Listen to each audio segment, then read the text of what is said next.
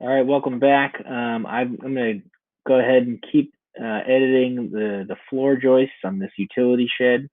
I caught a mistake in my getting organized, and the error is that this 16-foot girder that I added needs to be pushed out a little further to the right.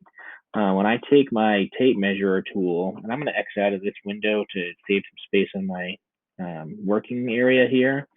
When I take my tape measure tool and I go from the very edge of this girder all the way over to this edge, I only have 11 feet 10 inches, and I want that to be 12 inches.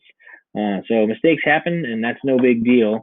The way that we're going to edit that is I'm going to zoom in on this corner, and I'm going to rotate my view so that I can see a little more clearly this component kind of intersecting with this component. And now I'm going to click on my move tool. I'm going to move the girder out in this direction, and I want it to snap to the end of my floor joist. And if I put it right there, I can see if that actually did the trick or not. I think that's right on the line there. I didn't get that inertia snap that I normally get, but I believe that that is correct. And the way that we're going to figure that out is we're going to measure it. All right, so let's zoom out here and get the full view of the shed, and I'll grab my tape measure, and we'll go from this edge to this edge, and sure enough, that is exactly 12 feet, so we're in money. So the next thing I want to do is I'm in the top view again of this shed that I'm making.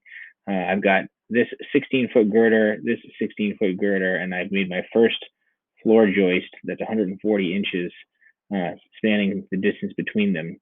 And I want to make about 13 of them all the way across to this red line between the two girders and connecting them in my flooring systems. I've added these dotted lines to help me place those components in the right spot. And I want, it didn't take too long, but I want to show you how I did that. So I'm going to delete some of these, make a few with you, and then you can, pause the video and make the rest of yours. All right. We're going to zoom in on this corner of the framing that we're working on. And we're going to grab our measuring tool. And if we click right here on the center of the midpoint of that girder and I start to drag up, I can type in 16 inches and hit enter. And it's going to drop a dimension line 16 inches from the end of the girder. I can then click on this line right in the center. It'll snap there with a little red square and start to drag up again and type in 16 again. And when I hit enter, is that 16 inches? That's only 6 inches. I made an error there. We need that to be 16, not 6. So let me delete that. When I do the next line with my measuring tool, I'll snap on the center of the girder, start to drag up, and I'll make sure I hit the 1 before I hit the 6 and hit enter. And I'll get a 16-inch dotted line running through the center of that piece of lumber. But I want to have the horizontal lines. So I'm going to just click on the end of that guide point and bring it to the end of my girder, and the horizontal line will appear.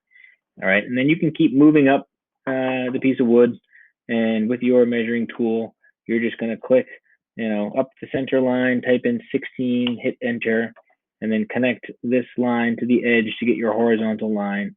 And you can just repeat that process, and as I have done. And you can see I've got all of the lines marked off for where I want to put the next floor joists. Okay. You're placing the floor joist 16 inches OC. That means on center.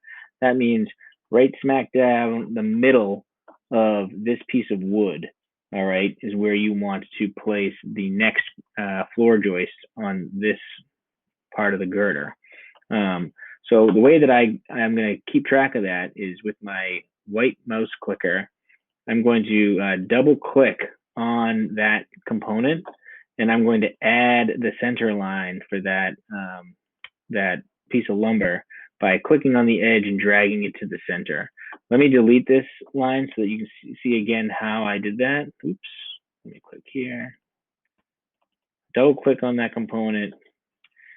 All right, it's still there. Let me see if I can get rid of that.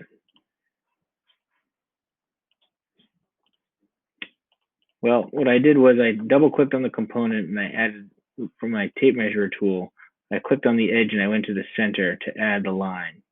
And so now when I make a copy of this floor joist, it's going to come with a center line on it. I'm going to use my white clicker tool and I'm going to select that piece of lumber and I'm going to hit copy, so Control C, and then paste, Control V. And you can see that I've got another floor joist attached to my move tool. And I can zoom in on the girder and make sure that it's on the edge of the floor girder, and I can line up the two center lines to place it. And there you go. All right, and I can duplicate that process all the way down the shed floor. Just pasting another copy of it and lining up those center lines. All right, it's a slow process, but you know, you'll be there in no time, just like me. Oops, that one I did not connect the right way. I clicked the button before I had it lined up. And that might happen. You can see that there's a little bit of a gap there. So there's two options. I can click undo and place it again, or you can just use your move tool. You select the move tool and you can just connect it to the girder that way. And you should have it right where it needs to be.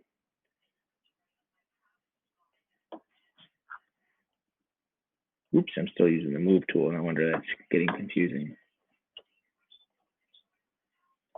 Looks like it's in a good spot right there.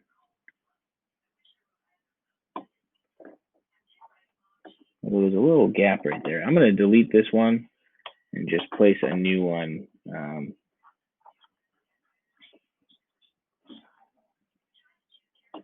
above this other piece that I put right there. So there we go. Yeah, when you get that update that says that it's on the edge of the girder, you know that you're placing it in the right spot. On edge in floor girder, connect.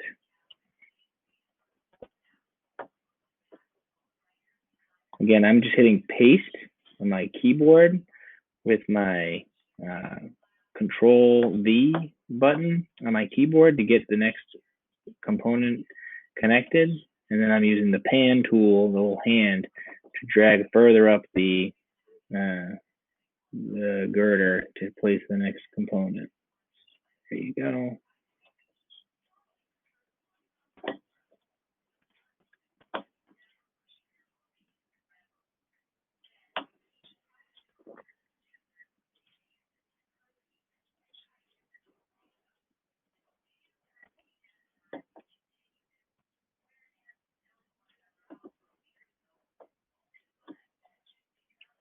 And then we get down to this last one here.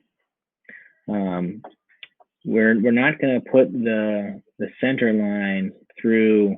We don't have a center line for this top one, and we're not going to put it on the edge like this. We're going to match up this outside edge with the edge of the joist so that it looks something like this. All right, it's nice and flush with the exterior edges right there. And so when all is said and done, hopefully you will have, a floor system set up like this that is reminiscent, if not exactly like the one from the PowerPoint.